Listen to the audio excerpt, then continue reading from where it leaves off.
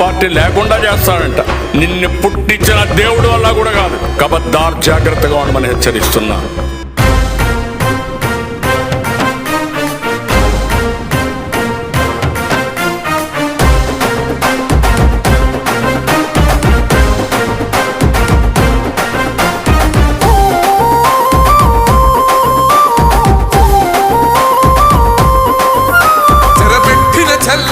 నిలబడ్డ